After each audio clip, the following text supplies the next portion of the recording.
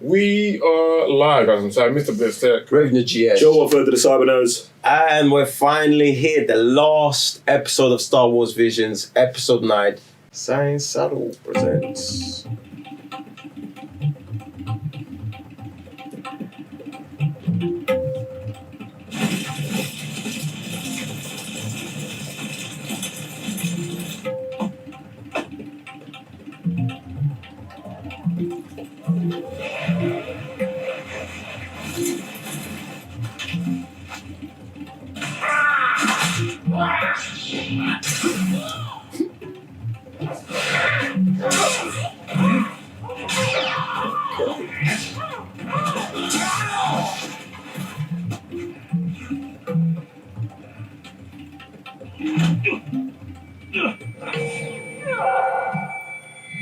Visions. Not again.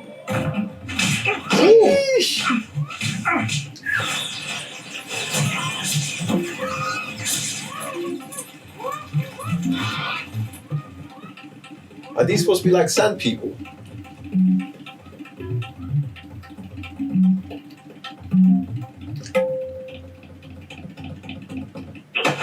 Stop!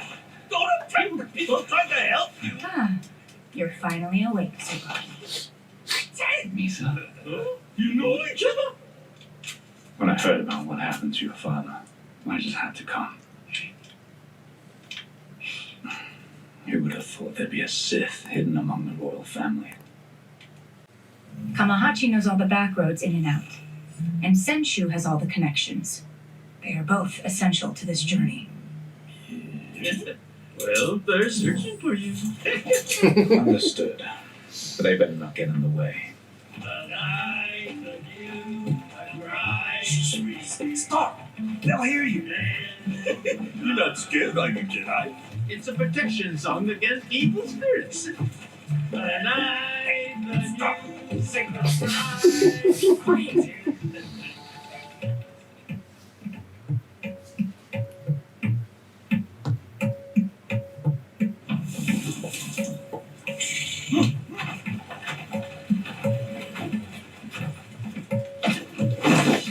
This reminds me a lot of Ghost. Ghost? Of Tsushima.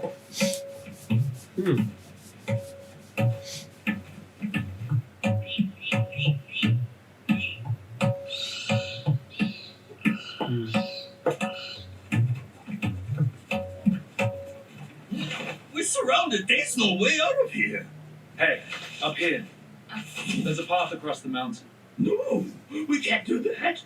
There's a reason why they call the area the place of the gods. Because no one who has entered has ever returned. We can't. Impossible. We've no choice. Let's go. Stop. You'll be cursed. No, I won't go. Fine, I'll add 300 credits.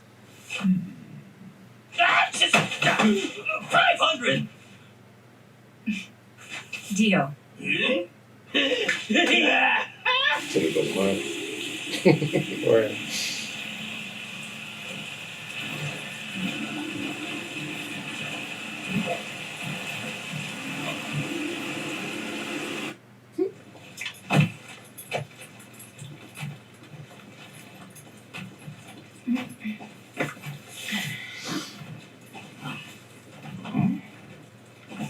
Kamahachi, we have to go back. No. If we do, we lose you too. Let me go. It's hopeless. It's his destiny to die. This is divine punishment. Ridiculous. Nothing is predestined. Go on. I'll find you later. Tsubaki!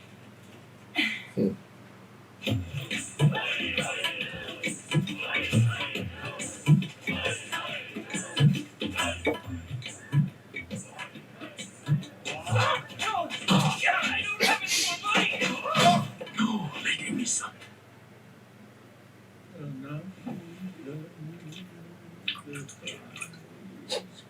Loves his sake, boy.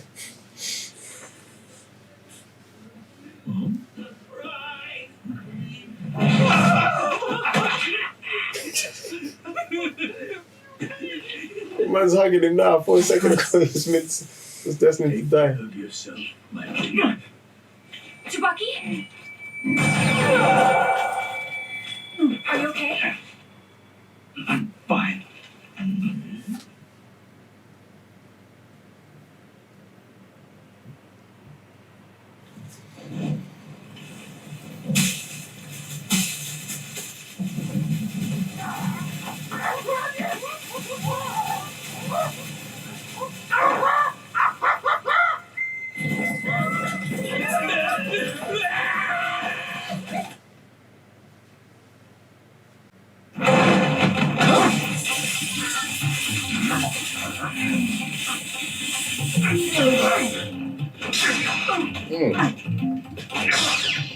You have talent, but you lack technique.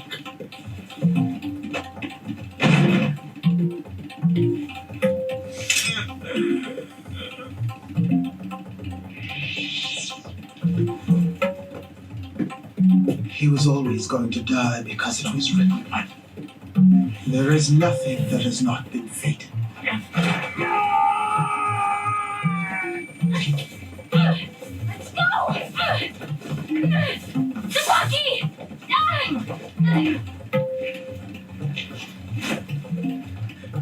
Calm down, Tsubaki. Consider the facts.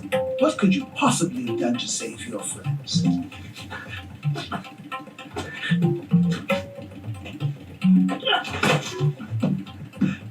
Now you're finally able to see the limitations of the Jedi's power. If you allow it, the dark side will awaken the true power that lies within you. You will join me. It is written. It is your destiny.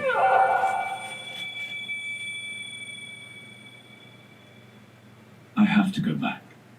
You've been having a nightmare recently. What did you see? I'm not sure. The vision of someone being killed repeatedly. Someone else should go in your stead. If you go, you will be tempted and it will cloud your judgment.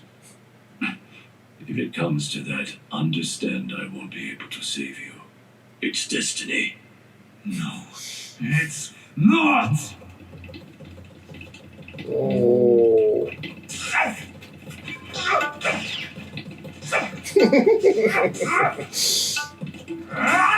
Oh!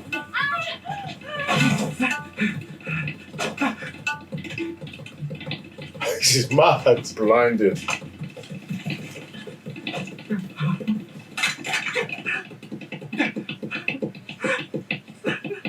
Without power, you can change nothing. You can gain it, though, by becoming my right hand. With you by my side, we will be able to rule together, and we will bring order to the galaxy. We can then protect the planet. We can protect your precious Misa as well. Protect her. She's dead. Are you sure? Why don't we try to save Misa together?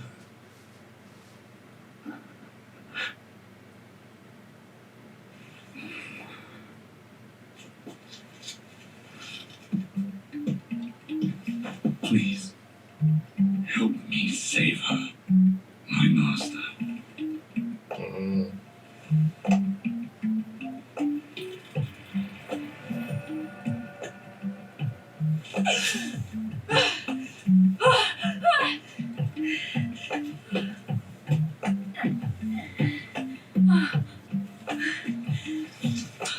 Come on. This one had to be done. Shall we go, my apprentice? Jeez!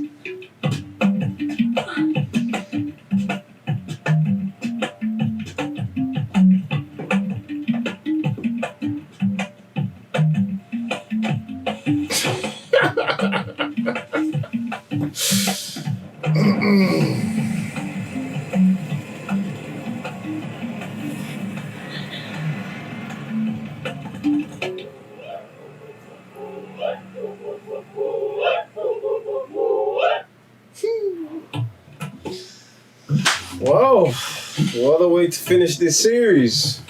Didn't see that coming. Yo. Do I have to tell you? Okay, I'll tell you to subscribe. Like, then drop a comment down below what you thought about this episode. What you man saying? I wasn't really a huge fan of the style of the animation, to be honest. But the thing is, it never really took me out because the story I feel was quite good. I like the characters that they introduced. Obviously, we had the samurai who came back for this princess, and obviously he had like his ways. It feels like he's more about going through things quite forcefully. If that was the way he goes about, I think they were trying to say about peace in the world or something. And obviously he comes across these two, not guards, but these two guys that would help the princess go from A to B because of the way they know about the land that they're in. And obviously there's that kind of juxtaposition between the two was actually quite funny. They were two funny characters anyway, so I thought that was quite cool. And they always kept touching on like destiny and things that are out of your control, and he kept having these visions. Obviously, it wasn't very clear what it was, but when it does come to be, the way it just comes around. You didn't really expect it, but two, it's almost like he kind of knew because when he had that flashback and he goes, "Oh, what's your answer to coming of or making peace in this world?" They don't really make you answer it until the prophecy is fulfilled. And I thought that was like kind of sick. They like done that. Yeah, man. I thought this one was pretty good as well. I disagree with you on the art. I really like the art style. I think the art style like really plays into the combat of it, the lightsaber stuff. In the reaction, you was talking about Ghost of Tsushima, and after you said that, I was just like, oh yeah, this does look everything. Like if they was like, oh, this was the concept was taken from Tsushima Island, I'll be like, yeah, 100%, because all the towers, all the buildings, all the landscapes, even the way they like traverse through the anime seems very Ghost of Tsushima like, which I thought obviously these lot do it way better than the game. But yeah, I thought it was fire. I also like our main protagonist's turn because it makes sense. Like he's someone who doesn't believe in fate, and as a Force user who has premonitions of the future, he doesn't want to believe the things that he's seeing are 100% set in stone, even though, and I can understand why he feels like that because that's his ability. Do you know what I'm saying? So he wants to feel like he can control his future. But then when the time comes, he realizes that, brother, there's decisions you got to make for the greater good that might not take you down the path you want to actually go. But if you want this one thing, you might have to do this other thing. And then, yeah, he turns. But I would just like to see this. One of the things about the visions is the good episodes I want to see more of. Do you know what I'm saying? Like, and this is one of them episodes I would like to see more of because I would like to see him, like, he turned in this. I would like to see him trying to fight turning, but not be able to. I would love that. I think that would be great. Do you know what I'm saying? Like, and just have a more of a Anakin actual fight. Because it's like, Anakin turns and it's not like he wants to turn back to the light side, but it's like he always thinks of the light side. Do you know what I'm saying? I would like someone to be trying to fight back but knowing they have to make these decisions for the greater good to stay bad. Like, that would be mad. Do you know what I'm saying? That's the thing about that, because obviously the king's sister, she never really says anything about it being bad, so to speak. She just says, one, is unlocking more power that you can like have, and two, she goes about bringing like the way she would bring peace. But that's what I find very, very interesting, because obviously I guess there's the dark side of people who are Sith. They will never see it like... No, they will see it like... But this is the thing. Okay. Well, we're conditioned through Star Wars movies and Jedi perspective to think that, like, them man don't want peace. Them man do want peace, but them man go for peace a different way. That's what makes them the enemies.